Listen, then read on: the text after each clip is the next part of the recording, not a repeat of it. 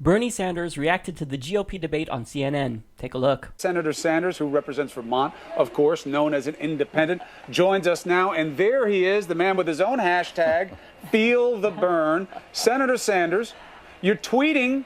You say you got bored, you fell asleep. What were you doing online last night, sir? It was really painful. I have to say this to you, Chris. I couldn't go on the full 3 hours. I gave up after 2.5. Look, their view, it goes without saying that my views are different than theirs, but what was really remarkable is the degree to which they avoided the major issues facing the American people and believe that every single problem facing humanity is all attributed to Barack Obama. He has caused all of the problems. We seem to have forgotten that when Bush left office, 800,000 people were losing their jobs every single month. The world's financial system was on the verge of collapse, and our deficit was a record-breaking $1.4 trillion.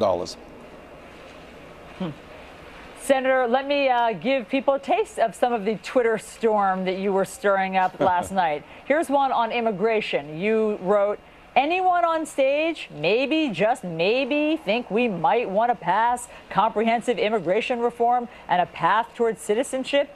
Anyone? I'm sensing sarcasm, Senator. Yes, it was sarcastic. But here's the point. If you listen to the debate, you would not know that most of the people in our country, not all, but most of the people, in fact, do believe that we need comprehensive immigration reform and a path toward citizenship. That's the majority opinion. And yet there was virtually no Republican on that stage who agreed with that. I also found it remarkable that some of the really important issues facing our country, for income and wealth inequality, not discussed at all. The fact that we have the highest rate of childhood poverty of any major country on earth, not discussed at all. The fact that the scientific community is virtually unanimous in telling us climate change is real. It is a real threat to this planet. These guys had nothing to say on that issue. Here's the other side, Senator. They were saying things you just didn't like what they were saying. I'll go in reverse order. On climate change, they said, yeah, okay, it's there, but it's not for the federal government. Let the states deal with it more. Federal government doesn't have an answer. In terms of poverty and income, they blame you. They say you've taxed people into a position that they're in, and you've locked up business. And most notably on immigration, they say that's on you, too, because your party president, I know you're an independent, but caucusing with the Democrats, and they say that Barack Obama promised it. It's part of why he got elected, and he's done nothing. You didn't get it done. These are all your problems. Oh, well, let's just deal with that. First of all, they do not believe. I mean, let's be frank. They do not believe in comprehensive immigration reform, and that's why the House of Representatives has not taken up the comprehensive immigration reform passed by the Democrats in a bipartisan way, I should say, in the Senate. We did it. In terms of climate change, no, Chris, I did not hear anybody say, oh, this is a planetary crisis. We have got to do something. Really, the federal government should not do something? No scientist that I know believes that. What they think is if we don't act now, the bad situation will become much worse in later years. In terms of childhood poverty, I didn't hear a word about the need to address the fact that 40% of African-American kids in this country are living in poverty, nor did I hear a word, by the way, about racial justice in this country. Now, Bernie Sanders also live tweeted his responses to the answers of Republican candidates in real time. So I'll read those off to you now. 30 million Americans have no health insurance. Even more are underinsured. And Trump wants to get rid of Obamacare? Really? Now we're really getting to the Republican talking points. More money for war and confrontation. Gee, how come these guys are not talking about the great success of Bush's foreign policy and the war in Iraq?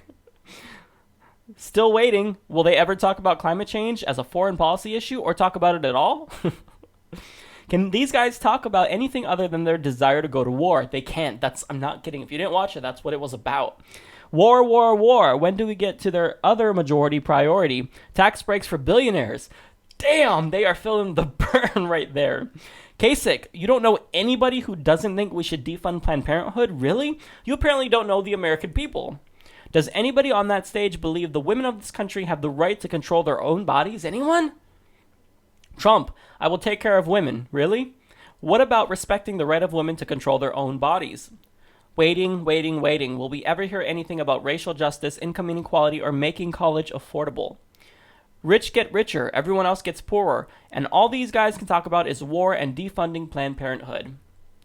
Anyone on stage, maybe just maybe, think we might want to pass comprehensive immigration reform and a path towards citizenship? Anyone?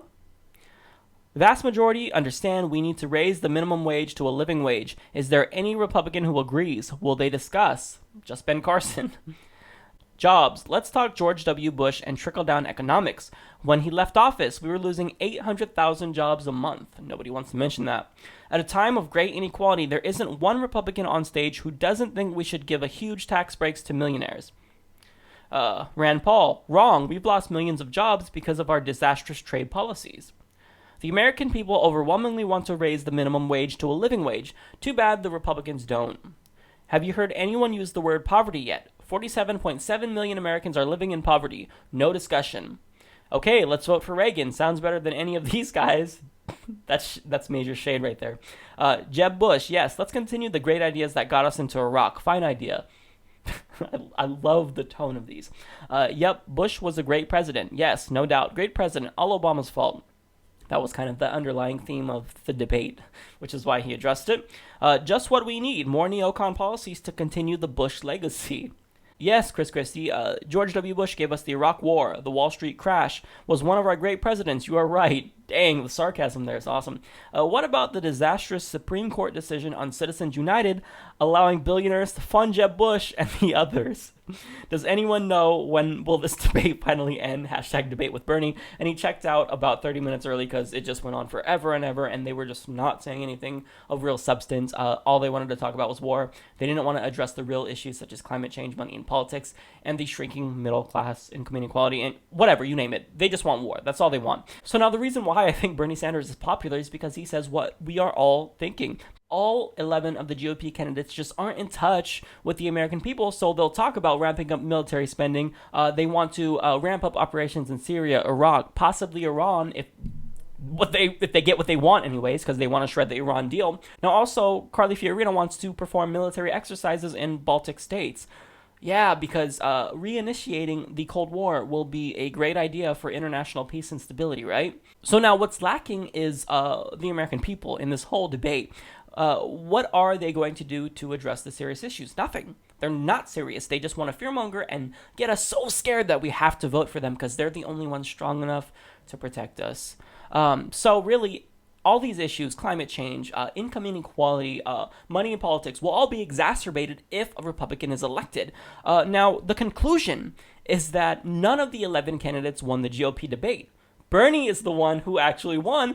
Now, I say this because Bernie Sanders gained 45,000 followers during the debate, while the best Republican only gained 26,000.